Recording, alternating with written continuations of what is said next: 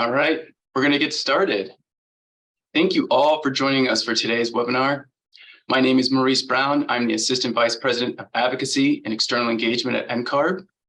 And today, our staff experts are going to kick things off by reviewing the upcoming retirement of the rolling clock policy and discussing important resources for testers. Then we'll open the session to answer any questions you all have. So please feel free to use the Q&A tool at any time to submit your question.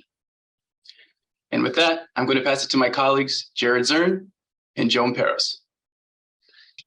Well, good afternoon, everybody. My name is Jared Zern. I'm the Vice President of Examination here at NCARB. And, we're here to answer your questions today, not just about the rolling clock. We are going to start with that as our primary topic. But as Maurice had said, any questions you do have about the exam, this is a great opportunity to enter them into the Q&A section, and we will try to get to as many as possible over the next several minutes. Joan, why don't you go ahead and introduce yourself? Hi, everyone. I'm Joan Peros. I'm Assistant Vice President of Examination with NCARB. I've been on the exam team for 11 years. So I think, Maurice, we want to just start off with a quick overview of what's going on with the rolling clock, right? I think that's the burning question. And just to level set so everybody understands, the rolling clock, right, was that policy that was passed back in 2006 is actually when it first went into effect. And NCARB at that time decided to implement a rolling clock, which was really an expiration policy, which meant when you took and passed a division of the ARE, that division remained valid for a period of 5 years, after which, if you were not done with all of your other divisions, that division of the ARE would expire, right? And then it would basically, the expiration date would roll to the next exam, so on and so forth, that you had passed. From 2006 to 2009, the rolling clock policy was implemented. In 2009, there were some changes made to the policy that actually really didn't take effect until 2014. But since 2014, which means for like the last 9 years, NCARB has been operating pretty consistently under the rolling clock policy and allowing rolling clock extensions. Over the past couple of years, NCARB has been doing a lot of research into the effectiveness of the rolling clock policy as well as its impact. And what we clearly found was that the rolling clock policy had disparate impact based on different candidate situations. As some of you have, I'm sure, shared anecdotally, and NCARB was listening, your life simply got in the way of trying to get done with your ARE within a 5-year timeframe. And even with some extensions, like a 6-month extension that was granted for birth or adoption of a child, or experiencing a medical issue when you were given an extension, it still got in the way. So in looking at the data that was done, or again, over the past couple of years, information was presented to both our examination committee, which is a policy committee of volunteers, as well as to our board of directors in collaboration with our psychometricians. Those are the testing experts that we work with that do a lot of our data analysis. Several proposals were reviewed about how could we potentially change the rolling clock. And in the end, the decision was just completely eliminate it. Like, stop talking about the rolling clock, get rid of this idea of things rolling from one exam to the next, and simply going to a whole new approach, which is called score validity. Because score validity matters, we still want your score to mean something to the state licensing boards when they give you that license, but we were able to reassess the length of time that your score should be valid. So the good news is rolling clock truly is going away, and rolling clock extensions are going away.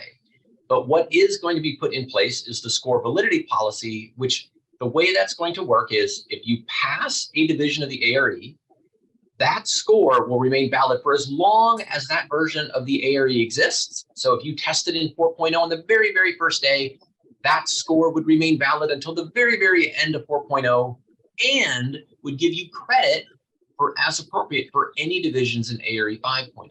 So basically, score validity is resetting this whole concept of an expiration to the version of the exam. So if you're testing today in 5.0 and you pass a division of the exam, that score is going to be valid until the very, very end of 5.0 and will count to give you appropriate credit for whatever ARE 6.0 is going to become, and would last all the way through the end of ARE 6.0. So that's the quick overview. I'm sure there's lots of questions scrolling in right now, and I think I'll just open ourselves up to answering your specific questions. Excellent. Thank you for that background, Jared. I'm going to pose the first question to Joan. Can you discuss how asking for reciprocity in states that aren't doing away with the rolling clock will work? Absolutely. So if you are licensed in a state that does not abide by the rolling clock, in other words, they have adjusted to the score validity policy as we'll put it in place at the end of April, as Jared said, and you decide that you'd prefer to be in a different jurisdiction, you will need to abide by the policy of that jurisdiction. So if that jurisdiction has a rolling clock policy in place, that will take effect when you switch jurisdictions to the new one. The issue that may come into play in your situation is if the jurisdiction that you're currently in is not abiding by the rolling clock, and then you change jurisdictions to a jurisdiction that has it, all those exams that you had reinstated would no longer be valid.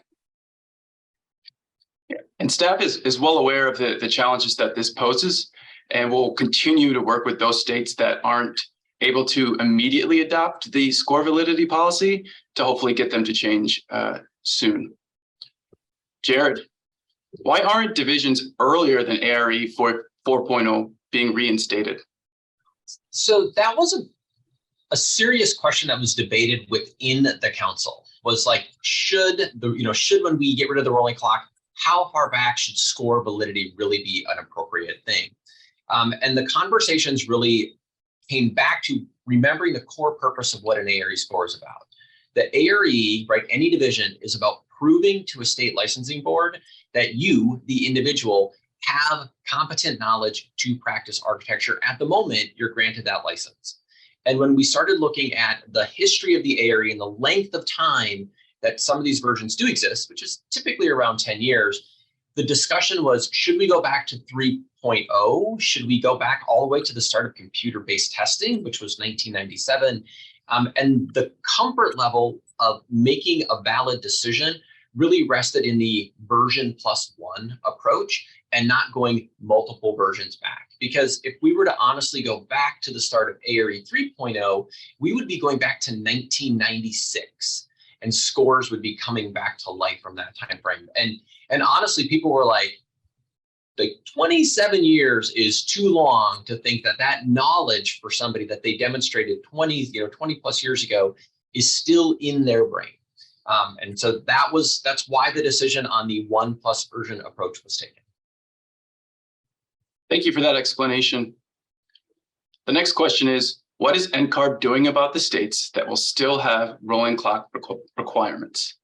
And I can answer that from a council relation perspective, where we work closely with all of the member boards and their staff to help find either short-term solutions, and if there aren't short-term solutions, working closely with them as they go through the statutory and regulatory change procedures. I would add that if you are testing in one of those states and the board has a rule change up for a public comment, I would strongly encourage you to provide support for that change to help show that this will increase accessibility to the profession, and it's a change aligned with a national standard.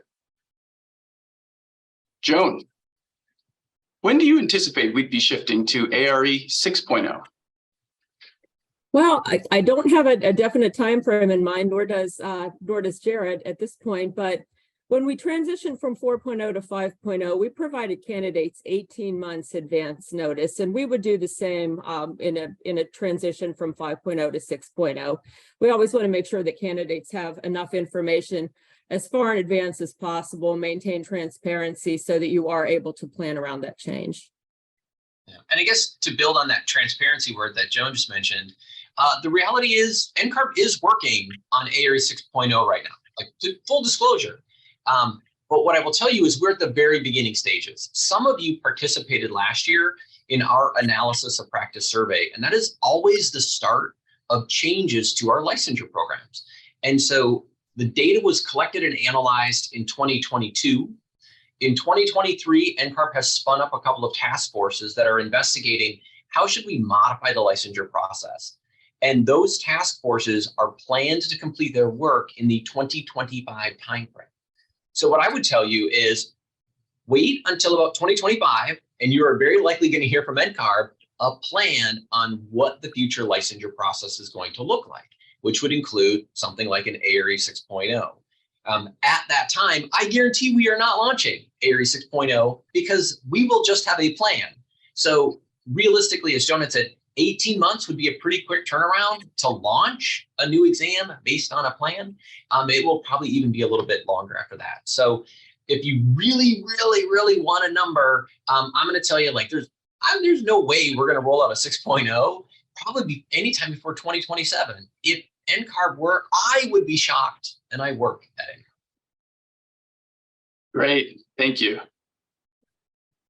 Does NCARB have a list of states with their rolling clock policies? And I can provide some insight into that, and then obviously invite Joan and Jared to add their comments as well. But there is a portion of the website under the ARE section, which includes a list of the states that will be able to immediately update their rolling clock policy.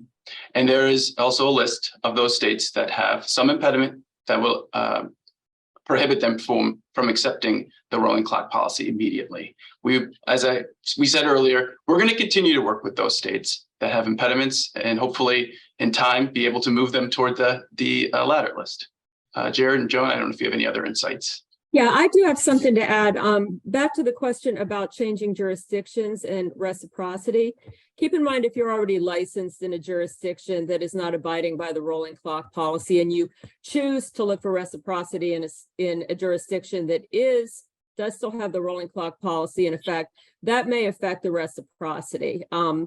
Which is why, as Maurice explained, we're working with those individual jurisdictions. Council Relations is working with them to bring them into alignment.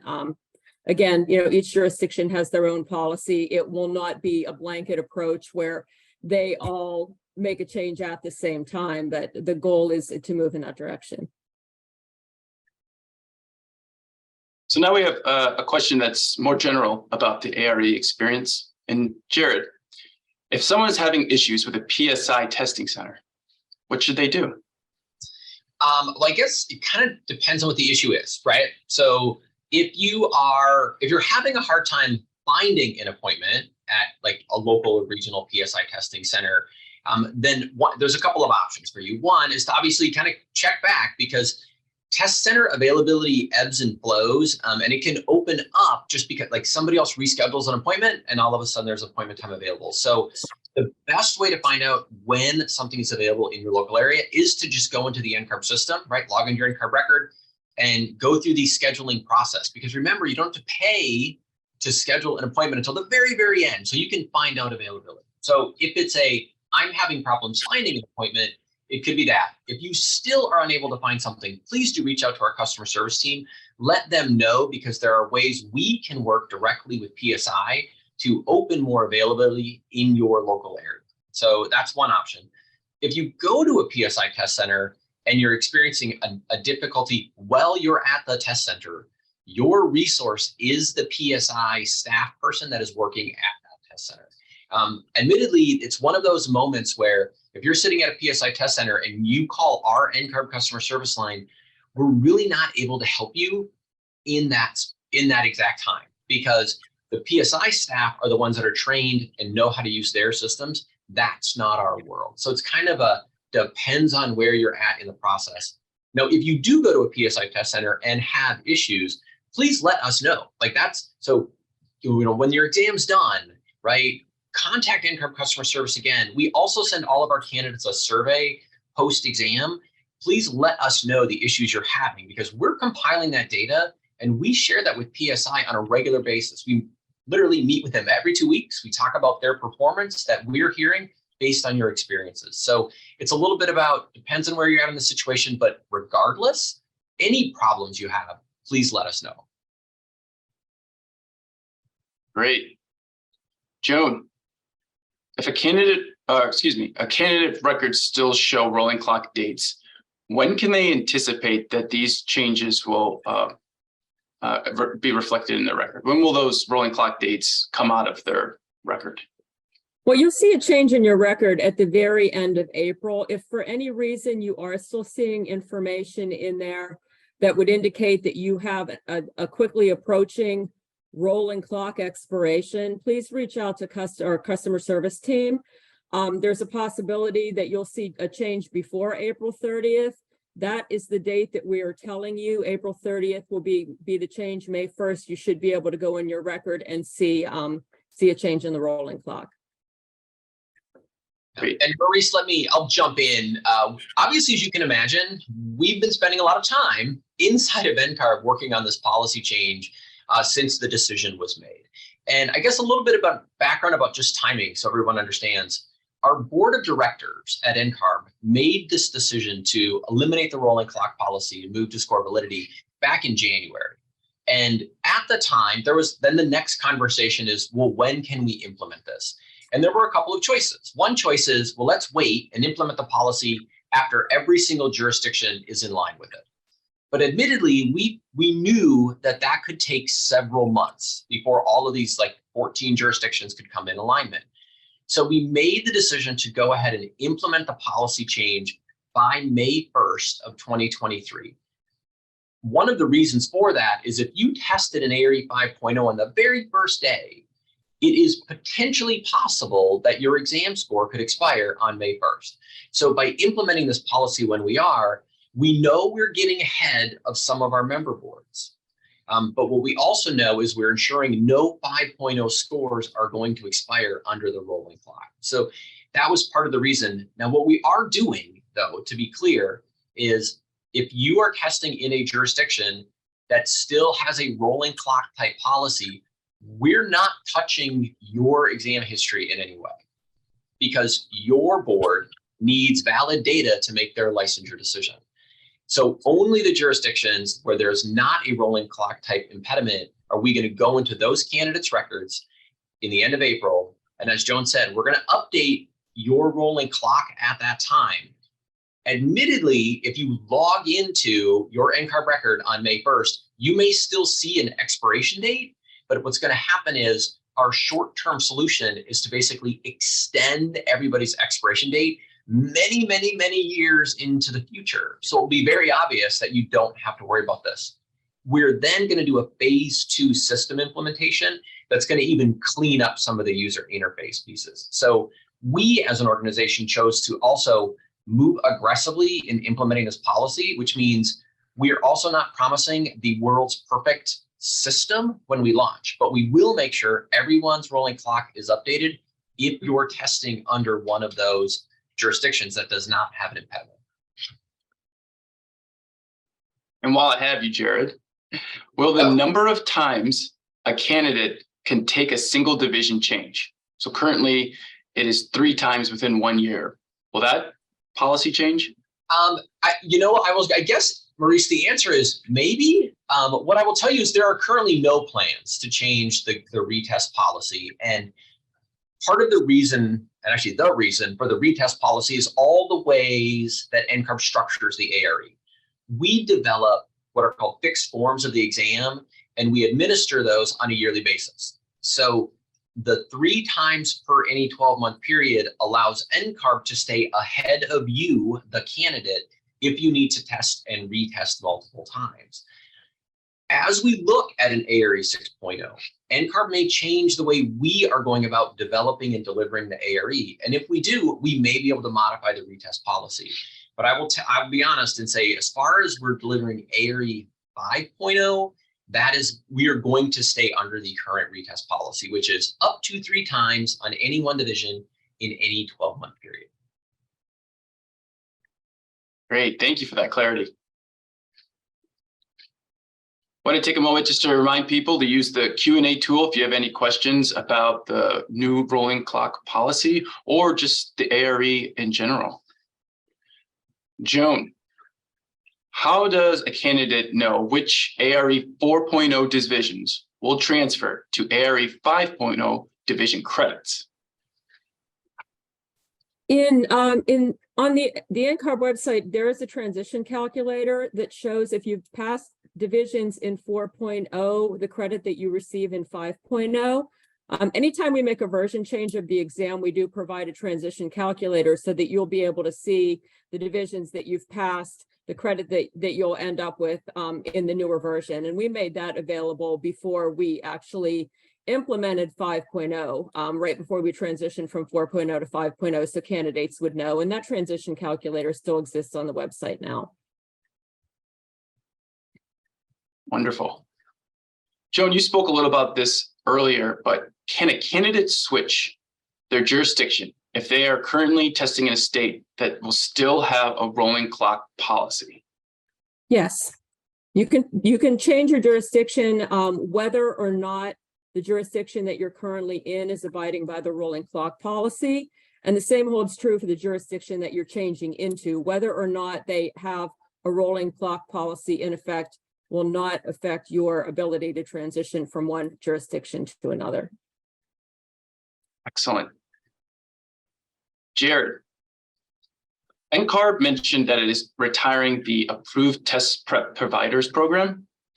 Is NCARB going to provide their own test prep? So NCARB does not have any plans to provide full-blown test prep. We decided to eliminate the approved test prep provider program because our findings were that the people who used it, like there's a lot of different people out there in the test prep industry.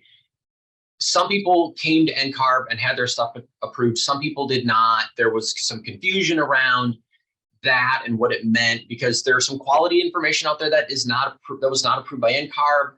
And so the decision was simply made to eliminate the approved test prep provider program. NCARB is committed to continuing to provide resources to help all of our candidates prepare for the exam. Our most recent one, of course, was the launching of free practice exams. The way to think about NCARB is, yeah, NCARB wants to help you understand what's on the exam. We want to help you prepare, but it's not our role and definitely not our place to start selling test prep. That would be a complete conflict of interest from an organizational perspective and not something we are going to pursue. It's a great point. And Jared, related to that, do we have any plans to add more or new questions to the existing practice exams? We do. I mean, our long range plans are to continue to evolve how we're helping you prepare for the ARE. And that can include, refreshing the practice exams. We're also looking at ways NCARB offers free continuing education to our certificate holders, and it's available to you as a record holder when you're a licensure candidate. So we're also looking at ways to help curate that content as a way to provide it to you, again, as a free resource to prepare for the examination if you need it.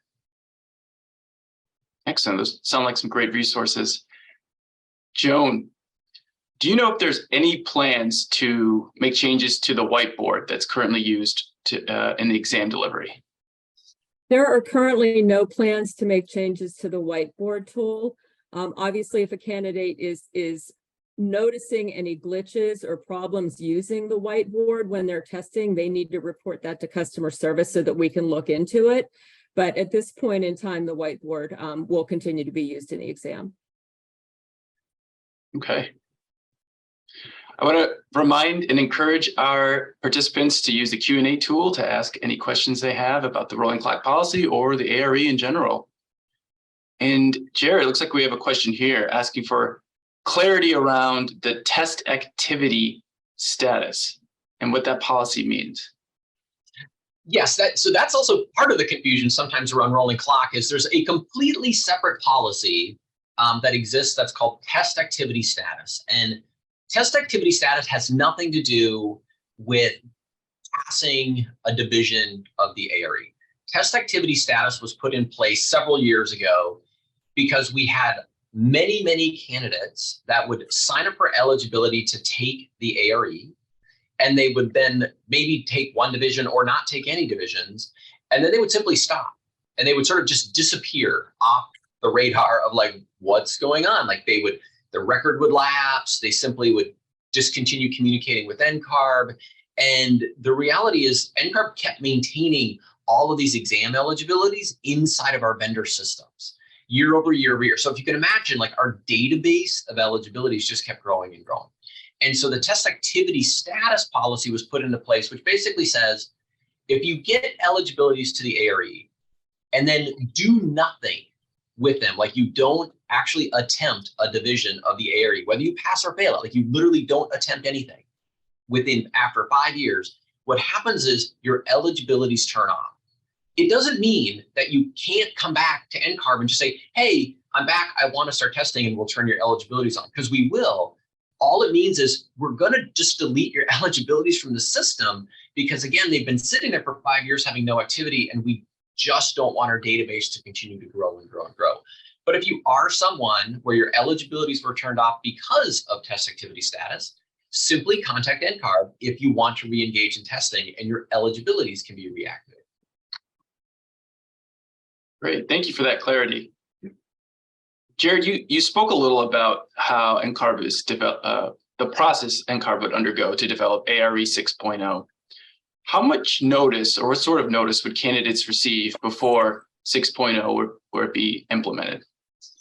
So Joan had mentioned earlier, kind of the NCARB's history is to give at least 18 months notice before we would like turn off a version of the ARE and start a new one. And we're committed to at least that. It would not surprise me if NCARB is simply going to give a longer notice. Like, why wouldn't we? If we know, I mean, and I know sometimes as a candidate, you're listening to me going, yeah, I don't trust NCARB, but I will tell you, in all honesty, if we know when we're going to launch 6.0, we're going to tell you. And if it's a 2-year notice, great. If it's a 2.5-year notice, awesome. We're not trying to keep secrets. We have become, and admittedly, sometimes in history you may question this, but NCARB has become a much more transparent organization, which is why we're doing things like this, right? And so I will say absolutely committed to 18 months, committed to more if we know it. Like if we honestly know 2 years, I'm going to tell you 2 years. If it's 2.5, I'll tell you 2.5. I don't want anybody to be surprised. That's excellent. Joan, how does a candidate change jurisdictions? You can reach out to customer relations. Our customer service team can help you. They can change the jurisdiction for you within your record.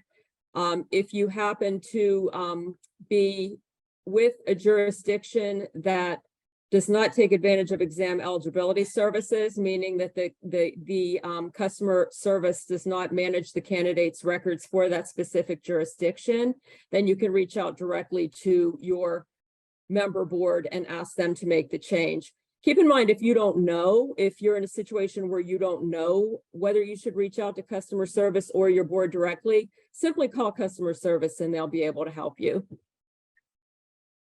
That's great advice. Jared, you mentioned something about rolling clock extensions earlier. So what's going to happen to the rolling clock extensions? If a candidate is testing in a state with a rolling clock and is unable to adopt the new policy, can they get an extension? They can, and that's an important thing to understand, is that NCARB is supporting basically both paths moving forward. So if you are testing in a jurisdiction that does not have a rolling clock type policy after May 1st, great. If you are testing in a jurisdiction after May 1st that still has a rolling clock type policy and you need an extension to your current rolling clock, absolutely, you apply in exactly the same way you would today. And we're going to continue to support rolling clock extensions as long as we're continuing to support rolling clocks for our jurisdictions. That's wonderful. And could you remind everyone when the new score validity policy will go into effect?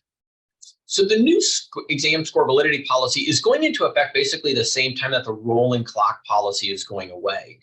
Now, the reality is the impact of the score validity policy isn't going to hit any 4.0 divisions until ARE 5.0 is no longer delivered. So yes, the policy is officially on the books, but it's not like a score is going to expire due to it, a 4.0 score will expire until, and I think this is good to clarify. I saw one of the questions scrolling by really quickly, and it was like, oh, so my 4.0 score is valid until 6.0 launches. And I want to be very clear that that's not quite right. Your 4.0 scores will be valid until ARE 5.0 is turned off. Because if you are a candidate that has 4.0 scores either today giving you credit in 5.0 or after we update your rolling clock, you will have credits in 5.0. Your goal certainly should be to try to get done with your ARE before 5.0 ends. Because if you do not, like let's say 6.0 launches, because those of you who've been around NCARB, you know this, like we'll turn on 6.0 before we turn off 5.0. So if you are a candidate who's trying to get done using 4.0 credits, you will want to keep testing in 5.0 because your 4.0 scores will not count to give you credit towards 6.0. So your goal is like, I got to get done with 5.0. So that's just a clarity. I've heard a lot of people say, oh, well, when 6.0 launches, then my scores are no longer valid. And I'm going to say, no, that's not right. It's you want to get done in 5.0. So your deadline is now the last day of delivery of ARE 5.0. And my final plea is don't wait until the last day of delivery of ARE 5.0. I can't even tell you when the last day of delivery is going to be because we don't know, but now is your opportunity if you're getting credits brought back to life to think about re-engaging as soon as you can, to get done as soon as you can. So like when 5.0 does turn off, it doesn't matter and you're long since licensed. Two of you have mentioned some of the ARE resources that are available. And so we had some follow-up questions asking about where one could find those. So Joan, could you tell us where a candidate could find the ARE 4.0 to 5.0 transition calculator? Sure. If you go to ncarb.org, you'll be able to see a section specifically on the ARE. So everything that you could possibly need is located there. You can find the transition calculator. You could find more information on rolling clock, on the score validity policy, on implementation. We have our ARE 5.0 community online, which is available through your NCARB record. If you click on that link, you can post questions there and NCARB staff will respond to you, as well as other candidates who are on the community can also respond to you and answer questions. There's a lot of information sharing on there in terms of preparing to take the ARE, practice exam questions, availability of the practice exam. And again, any information that you need, if you can't find it online, if you're struggling, please call customer service and they will either be able to direct you or answer your question directly. And Jared, you had mentioned the practice exams. How can candidates find the practice exams? Certainly, the practice exams that NCARB has created are located in your record. I do need to clarify that the practice exams are only available to non-architect record holders. So they're available to you, the licensure candidate, or somebody who's in AXP and maybe hasn't even requested your exam eligibilities yet. This is a resource for the candidate. Go into your NCARB record, go to your exams tab, scroll down because it's near the bottom and there are these little boxes of like resources. One of the resources are the ARE practice exams. And if you click on that link, it is going to take you away from the NCARB website because we need to move you to the practice exam portal where the exam is actually delivered. But NCARB record, exams tab, scroll to the bottom and click. If you are an architect, right, and you're just helping others get through the licensure process and you want to see what's on the practice exams, we do have PDF versions of the questions available on our website. So you can go ahead and download the PDF, review the questions that way, and use that as a resource to help others. Thank you. One of our attendees is curious how they will know if one of the 14 jurisdictions that currently has an impediment to changing the rolling clock policy, how will that update be made in the future? And I could partially answer that, and then I also welcome Joan and Jared, but as part of the team that works closely with all of those member boards, we'll work with all of the internal staff here to make sure that our website and any of our external communications are updated with that information, as well as making sure that our customer relations team is up to date on when those changes happen. But Jared, Joan, if there's any other places that you think that notice would go, please share. So the other thing I mean, we will be doing this. Yes, we will continuously be updating our website. We have a blog article that talks about this policy. And then, as Maurice, you mentioned, there's the link off to the specific list of now 14 jurisdictions that we hope to see dwindle. But we're also committed to just emailing you directly. Many of you have already received emails. Some of you have received written correspondence from NCARB about this policy. So the other thing I will ask you to do is please keep your contact information updated inside of your NCARB record. Your email address is our primary way of communicating with you. And we have already sent emails to every email address that is going to be impacted by this policy change. So if you haven't gotten an email, that probably should tell you like, oh, maybe I need to go check the address that I gave NCARB. Maybe it's an old email and you just don't check it anymore. And so you may have something buried, in a Hotmail account somewhere, who knows? But please do keep your email address updated in your NCARB record. Excellent. There are, it seems, a number of accommodations available for the ARE. Jared, could you speak to an overview of some of those accommodations? For example, is there an accommodation for pregnancy? So there are a lot of accommodations. So I'm not going to try to list them all.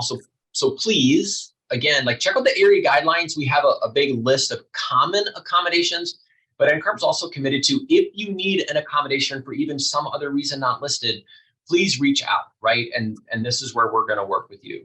NCARB provides testing accommodations for documented disabilities as well as other life circumstances. And so you had mentioned pregnancy, right? Pregnancy is not considered a disability based on the ADA, but NCARB does, allow for accommodations for extra breaks, extra testing time, things like that. If you're pregnant and you just need extra breaks, yeah, great, reach out. We can set up those types of accommodations.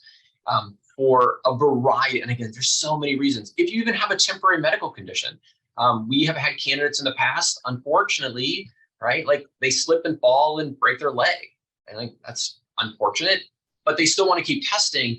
So they need accommodations to even, again, maybe have extra breaks because they need to stretch and do different things while they're testing. So all of that's available. I'm not going to try to explain all of it on this webinar. Please check out our guidelines. We do have also a blog on this on our website. And you can always reach out to customer service to kind of talk through your specific situation. Great, it's very important information. Joan, does NCARB have at least one PSI test center in each jurisdiction? Yes, we do have at least one in each jurisdiction. As Jared mentioned, the most up-to-date information that you can find on test centers is by logging in and, go into the scheduling tool and checking and seeing what you can find in your area. We do keep up with PSI in a very timely manner in terms of updates to their test center list, closures, temporary closures, moving the test center to a different location. If you have any concerns, if you go to the scheduling tool and you don't see something in your jurisdiction, please reach out to customer service. We'll make sure that we get that updated and provide you with the most recent information we have. Excellent. Is NCARB encouraging those 14 states to retire the rolling clock? I would add, yes, NCARB staff is dedicated to working closely with those jurisdictions to help them update their laws and rules so that they can retire the rolling clock policy and adopt a score validity policy. So that is going to be an ongoing priority through the implementation of the new policy. So we are dedicated to that. Jared, could you give us an idea of how long ARE 5.0 exams will be valid? See, right, you're asking me these questions which I don't have a specific answer for. Again, here's what this is based on everything I know about NCARB and where we're at and how things are going. At best, I really do believe ARE 6.0, 2027 at the earliest, which tells me that ARE 5.0 will probably deliver to at least 2028 and maybe even trickle a little bit into 2029. And I know that seems, some of you might be going, that seems like a really long time. Yeah, but that is an honest answer to how things work at NCARB. So 5.0 is not going away anytime in the very near future. But I will say this, and I guess it's a good time to add this, but I also want to let you know that that doesn't mean we're going to stop thinking about ARE 5.0. So there could be other changes coming in ARE 5.0 in the future, because we know that it's going to still be around for probably at least another 5 years. So Joan and I do not just kick back and be like, well, we're starting to work on 6.0, so who cares about 5.0? That is not the reality. We have hundreds of volunteers that are working today on ARE 5.0, and we will continue to have hundreds of volunteers working on 5.0 in the future. So also don't be surprised if a year from now we have another NCARB Live and we're like, hey, we're going to make this little tweak to ARE 5.0 because we think it's a more accurate reflection of the practice of architecture. And that can continue to happen for the next 5 years. And that's still very helpful information. And you shared earlier that the aim is always to give candidates adequate notice before any of those transitions. So I'm sure the practice would be the same for that eventual transition. I want to encourage all of our participants to use the Q&A tool to send us any questions they have about the rolling clock policy or the ARE in general. Okay. Jared, another question about the test activity status. Does renewing my NCARB record keep my test activity status current? Renewing your record does not. Renewing your record's great, and it's great to renew your record, but that in itself as an action does not renew your test activity status. Test activity status is tied specifically to attempting to take a division of the ARE. So that's what drives test activity status. Thank you. Joan, will we add more information to score reports beyond pass, fail? Well, at this time, we do have additional information available to candidates who fail a division of the exam on the score report. We've really worked over the past few years in revising that information to make it easier to understand, less confusing, help candidates understand where they have deficiencies so they know what to study and move forward and be more successful. At this point in time, we don't plan on making any changes in the near future to provide more information. In terms of a pass division, a candidate receives the pass. No additional feedback is included. Great. And Joan, you also briefly spoke about this earlier, but how do candidates change jurisdictions? My best answer to that, given that every candidate doesn't know how comprehensive the services that NCARB Customer Relations provides to each individual jurisdiction. If you don't know if you should contact your board or contact customer service directly, just reach out to customer service. They'll either be able to do that for you or direct you. So for some jurisdictions, there may be additional steps involved to changing to their specific jurisdiction. So your best bet is to call customer service and make the request. Jared, you spoke about the accommodations earlier, and we have a question specific about the English as a second language accommodation. Will this accommodation remain, or do we anticipate that it will expire? NCARB has no expectation to eliminate the ESL accommodation. The ESL accommodation came online just within this last year. As many candidates know, it allows for additional testing time and or the candidate option to go word for word translation into a test center to test. We want to continue to offer that accommodation. We fully plan to continue to offer that accommodation and don't see it going away.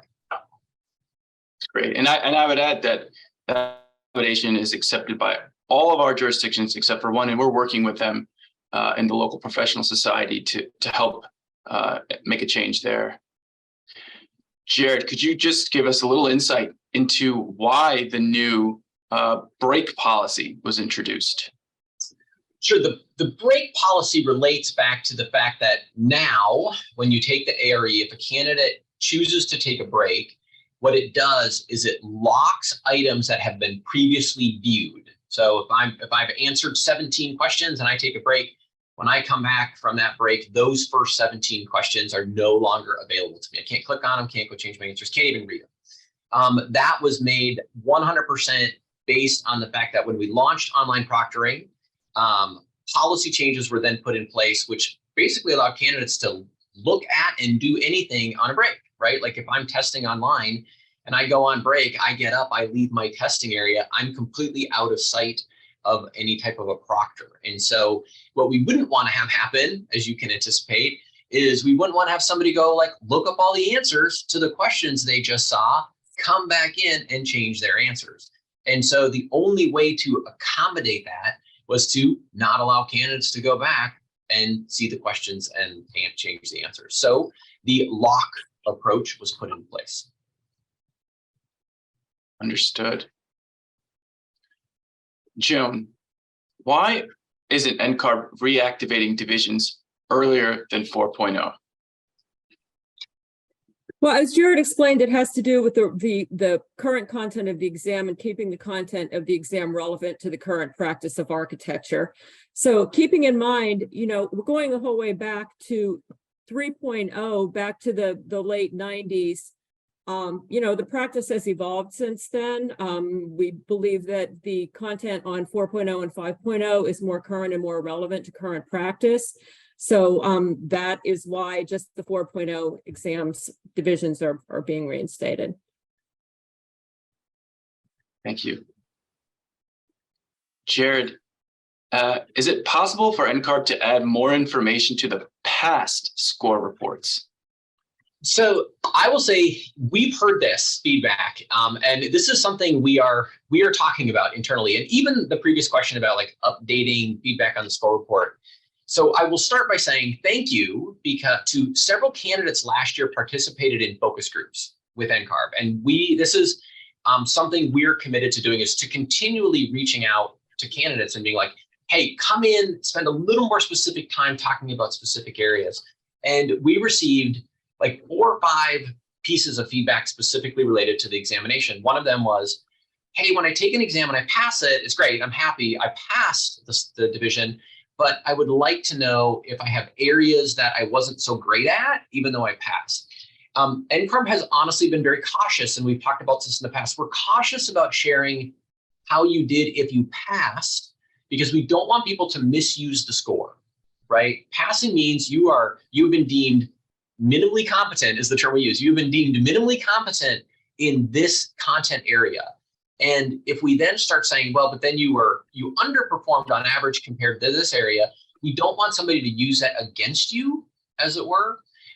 So we are sort of playing with, where I will tell you we're at on this stage, we're sort of playing with ways we could potentially give you feedback as a candidate, but in the like non-official way. So something like this we would never want to put on a score report, because we know some of you have to use your score reports to get reimbursed for taking the test.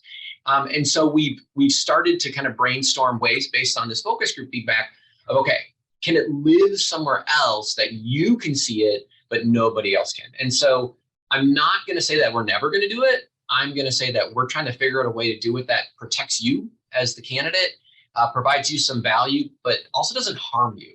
And so admittedly, we're going to be a little cautious about this, because there are legacy stories in the architecture profession about people misusing the old numerical score that used to be given.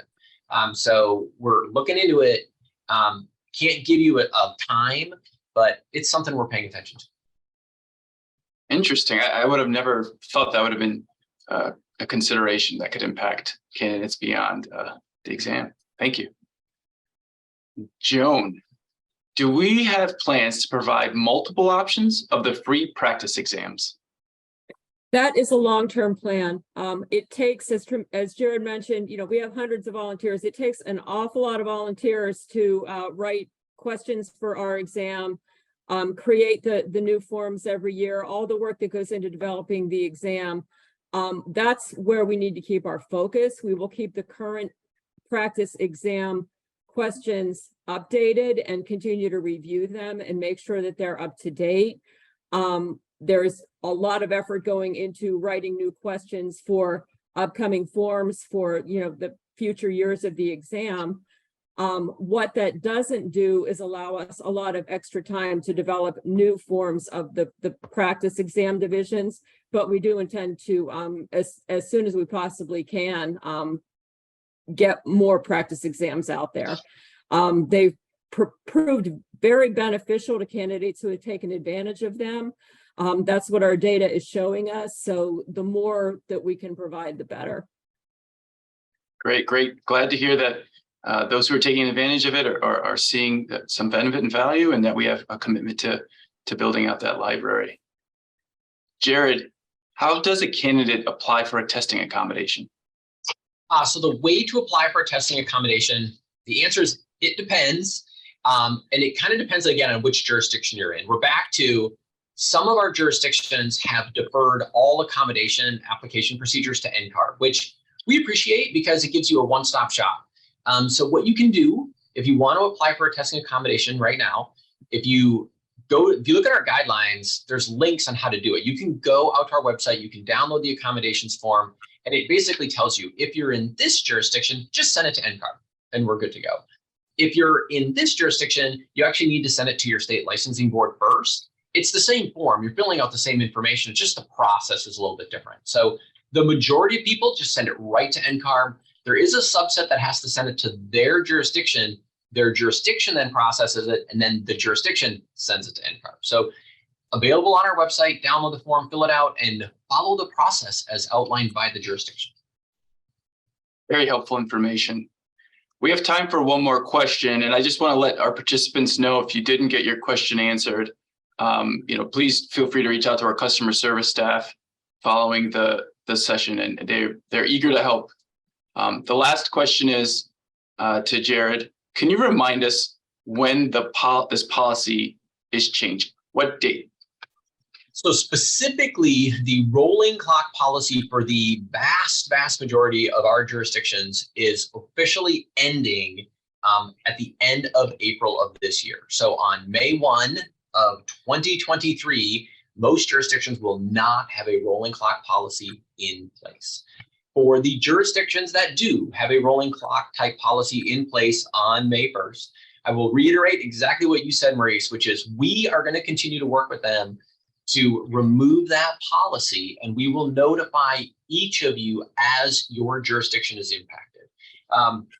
We've got goals set on how quickly we want to achieve this, and we're going to keep working to get those goals accomplished. Agreed. I'm going to ask our panelists to share a takeaway from today's session. So, Joan, do you have a takeaway you'd like to share with the participants? Yeah, I think one really important takeaway is what Jared mentioned about your email address. We do quite a bit of direct communications to our candidates. And in the case of the rolling clock, there have been very specific messages going out to candidates depending on their specific situation and their specific circumstances. So if you're not receiving up-to-date information, on a fairly regular basis from us, especially around what's been going on with the rolling clock and the score validity policy, please make sure that your email address is up to date because we have been really doing a lot of direct messaging to candidates and making sure that we continue to do so anytime we implement any sort of change. So that's probably the most important thing at this point. And Jared, do you have any takeaways? I think another key takeaway is we do know that this policy change is impacting a lot of different candidates in a lot of different ways. And so, again, Joan mentioned the direct communication to you. That's an important way for us to communicate. Remembering that our customer service line is also here to help you. I know this is the type of issue where you're probably just going to want to honestly get on the phone and talk to somebody about you specifically, because we do have some candidates that honestly, when we roll out all of these extensions at the very end of April, some people are going to be area complete. Like they're done. Like they will get credits and they will be done. We have other candidates that are honestly maybe only getting one credit in 5.0. And so those are two very different situations, right? And helping you understand your situation is our primary focus for the time being, knowing how it's going to impact you. So please do read our blog, use that transition calculator tool that we talked about. That's on our website if you want to understand that. But if you still have more questions, please reach out to customer service. Excellent. I'd like to thank both of our panelists for sharing the information and answering questions today, and thank all of our attendees for joining us.